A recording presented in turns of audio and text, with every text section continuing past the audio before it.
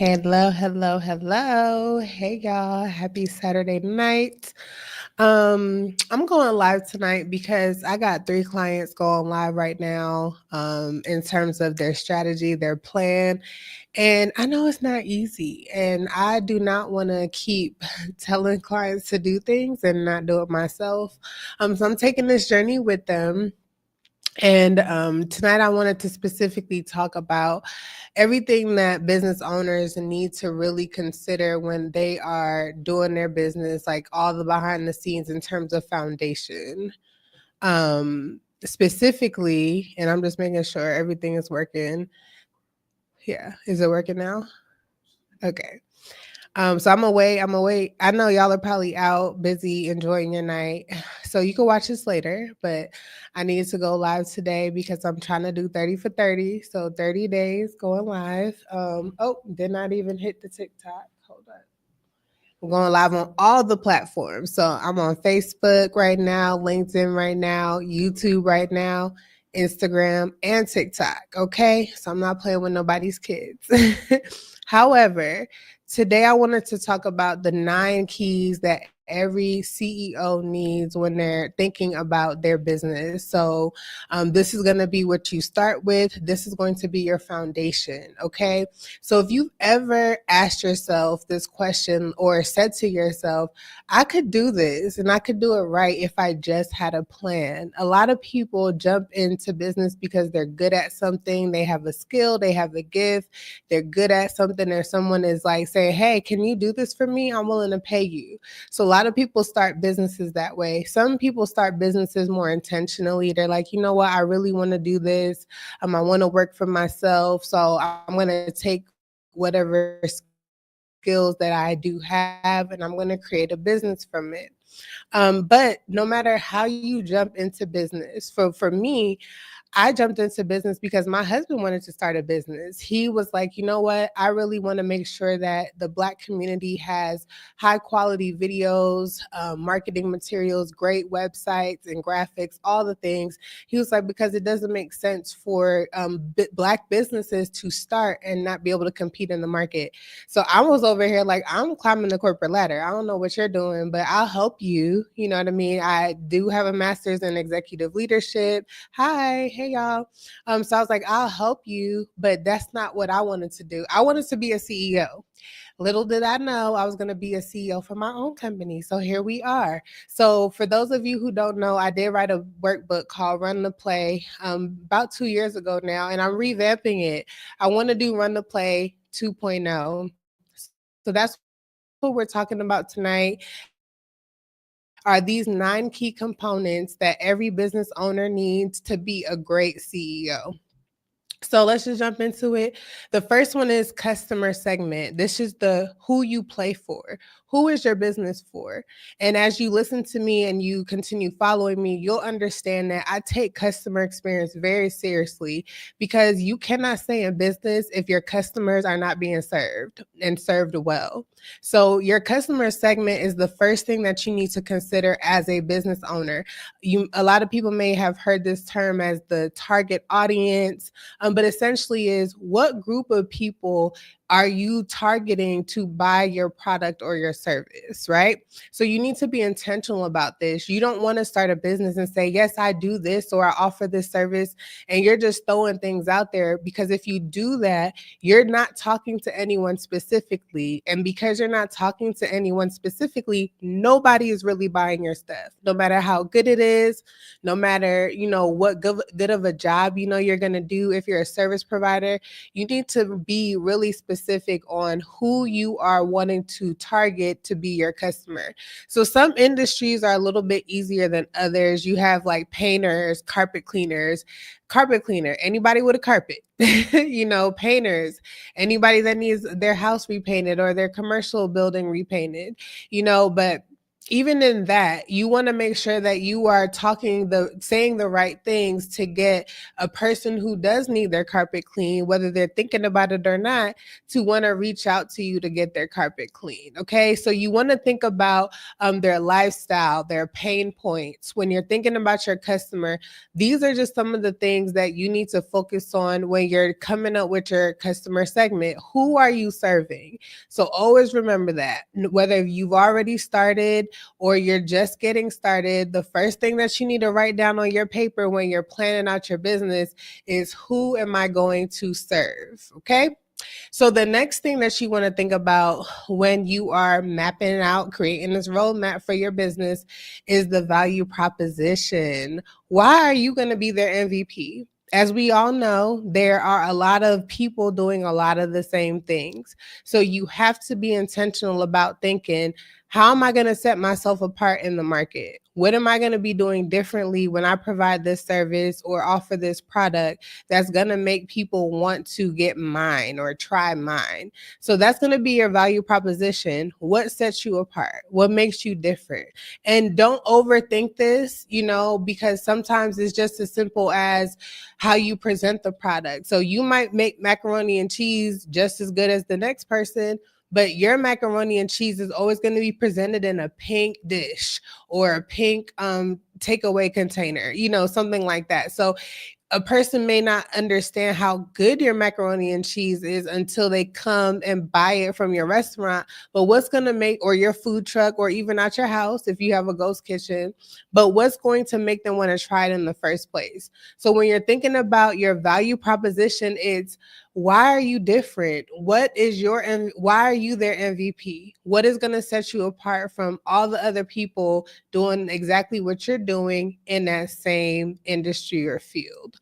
And I'm on YouTube now. Hey guys, so if you guys have any questions as I'm talking, please feel free to ask. I'm not, this is some information that I want you to actually use and apply. So ask questions. Same for you too, TikTok. Hey y'all, how y'all doing? Sorry, I haven't looked over here in a while. So I'm gonna be looking at all the places to make sure everybody good. So that's number 2. So right now we're at number 1. Who are you serving? Your customer group. Number 2, we are talking about what sets you apart. So that's your second key, AKA your value proposition. And number 3, where are you going to be found? These are your channels. So social media is a great place to start, but social media is not the only place where people should be able to find you and what you do, or your products and your services. So you really want to make sure that you are still doing all the old school business tactics when you start your business. You're still printing out flyers and going to local brick and mortars and building relationships with them. Brick and mortars is just a building. So you can either run your business online or from a brick and mortar, meaning you have a space. You're operating from a commercial space. So you still want to go out there and create community partnerships, meaning if you have something, a product or a service that the building that you're walking into, the business that you're walking into, they're serving the same population as you. So again, that goes back to number 1, who are you serving?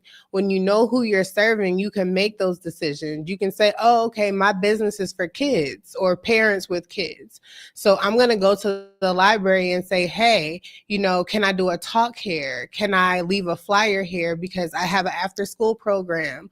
Or, I have something specific for tutoring, or, whatever that business is. If your population goes to that business, you want to make sure that you're also using that as a channel to get the word out about your business. So again, a lot of times, people's sole business plan is, I'm going to start this business and I'm going to just make sure I get on social media, which is great. But everybody's not good at social media. Let's keep all the way G, right? So there's a few people who are really great at creating that visibility, creating that connection. And so, they can get traffic to their business, but everyone isn't that person necessarily. You can grow to be that person, but you may not start that way.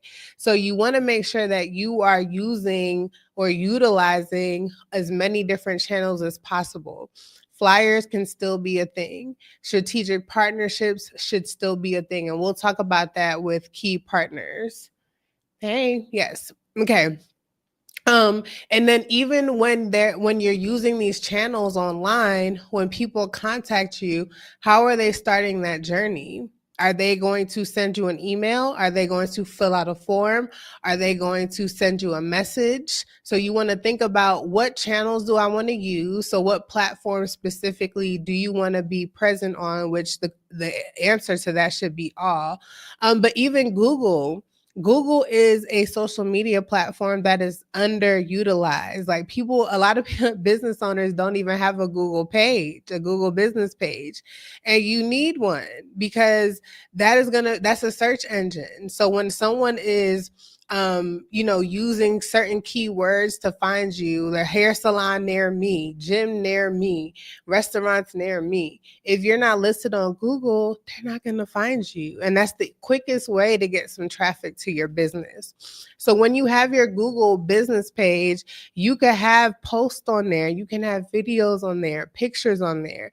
And then this is going to be the same place where you get your review link. And when people come to your business, we'll talk about that in the customer loyalty, but when they come and get service from you or buy a product from you, now you're asking them to leave you a review. And what is that doing? That's helping you with social proof.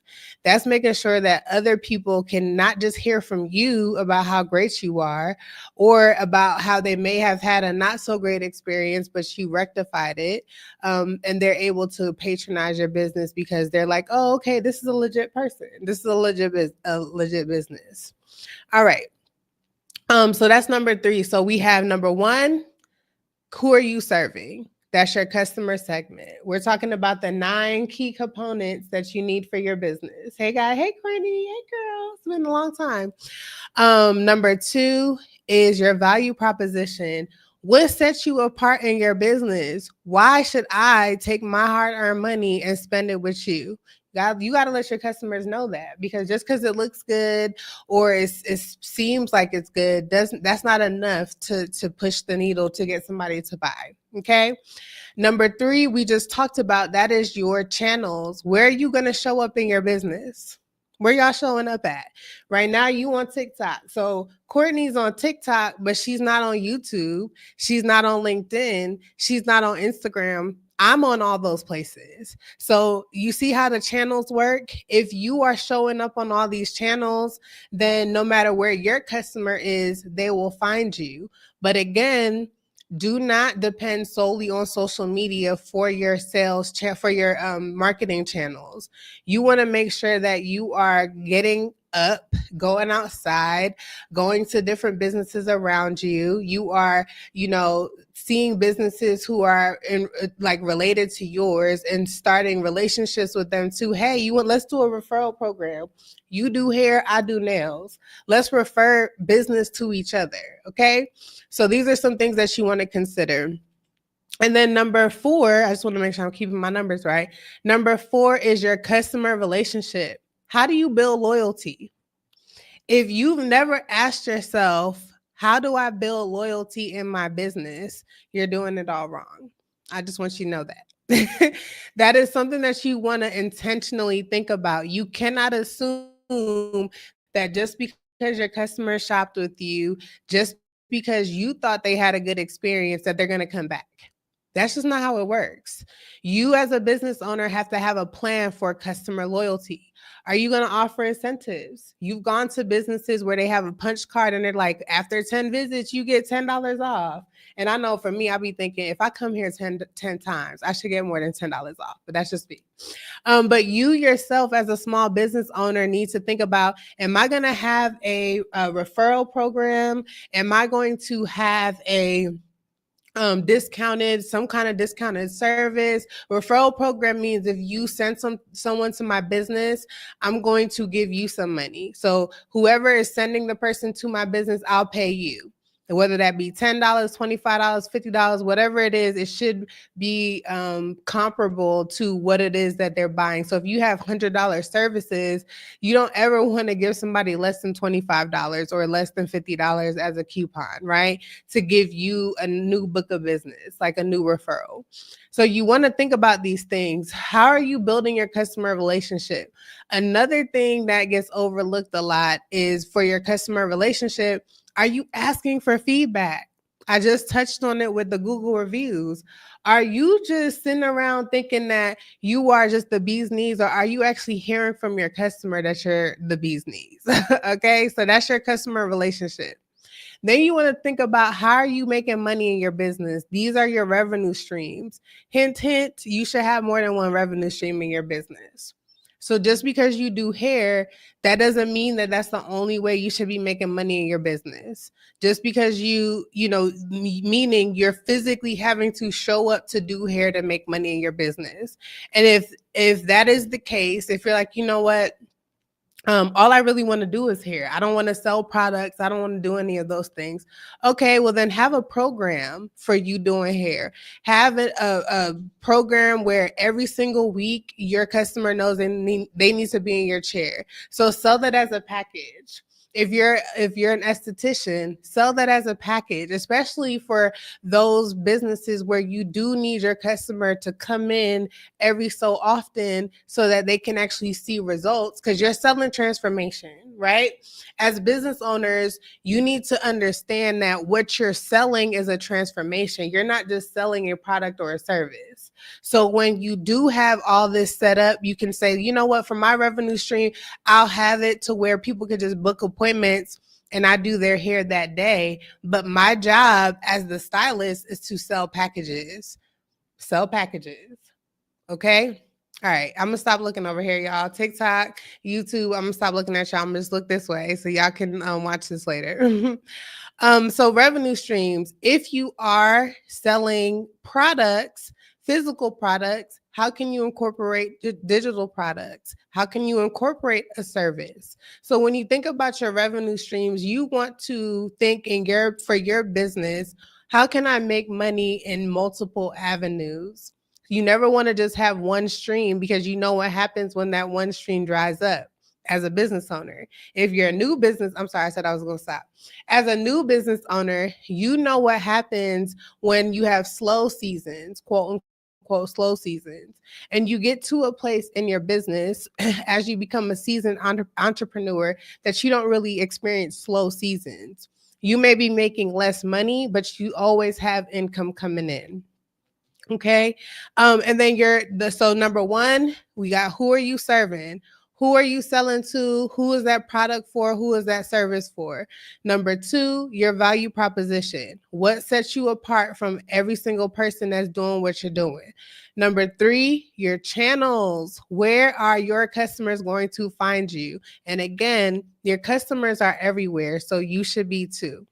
Number four is your customer relationship, which is so important, because without customers, you don't have a business. So your customers do matter. Your customer is always right, in a sense. And I'll talk a little bit about that on another live. And then number five is your revenue streams. How do you plan on making money in your business? Okay. So number six, we have your key resources.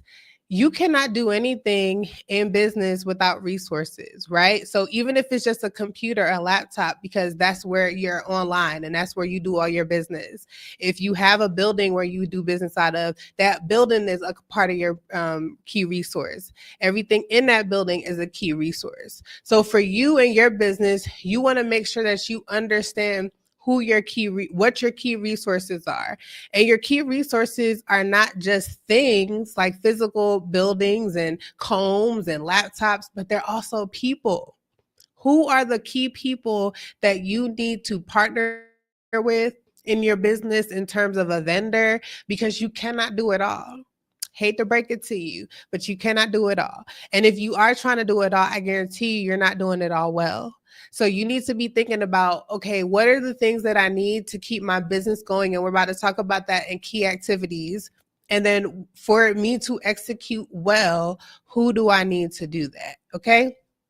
Then that leads us into what I just said, key activities. Every single business owner within the sound of my voice has a set of activities, things that they have to do every single day to keep their business running. Okay. So it shouldn't be a lot of manual tasks. And y'all know I talk about automations, but if it is right now, we'll talk later. But checking an email is a key activity. You know, making sure that you're getting orders out is a key activity.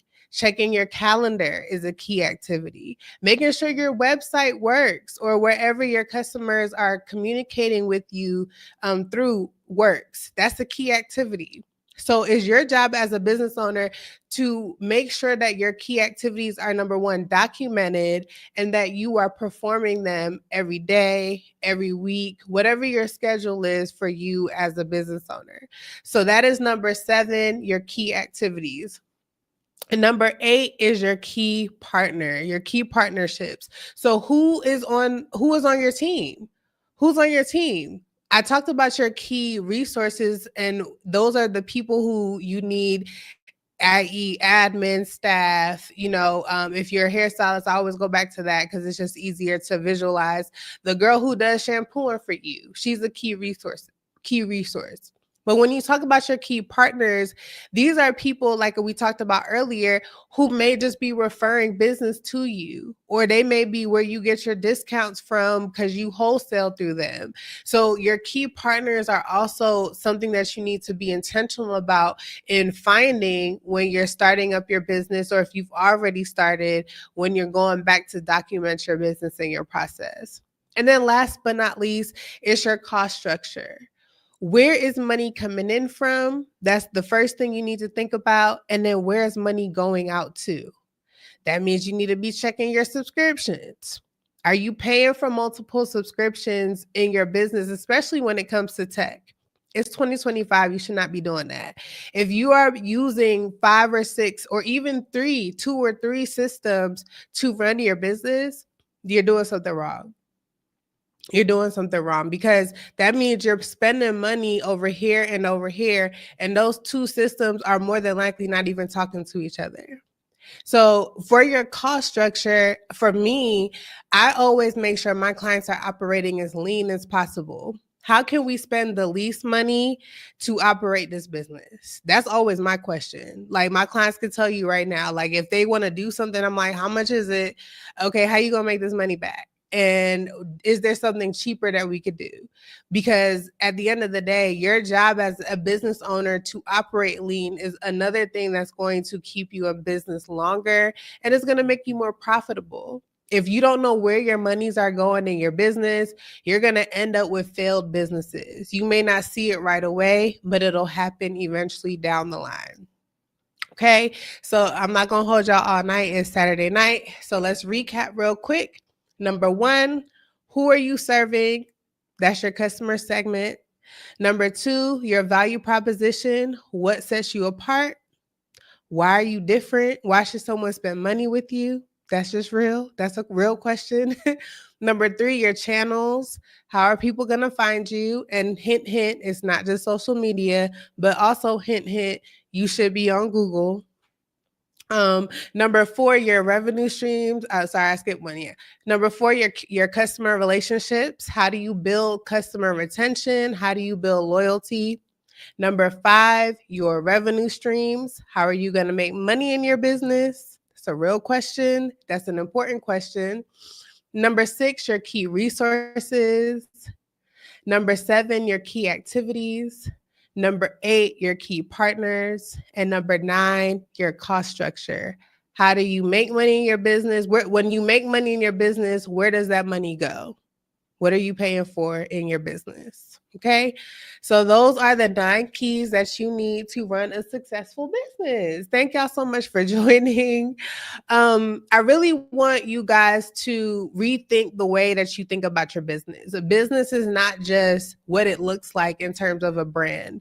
90% of your business is what's happening in your back end. So that's how you're running the play with those 9 key resources. And again, I'm revamping my book, so I'll let y'all know when that drops. But it's on Amazon now with everything I just went over and how to really map it out and define it.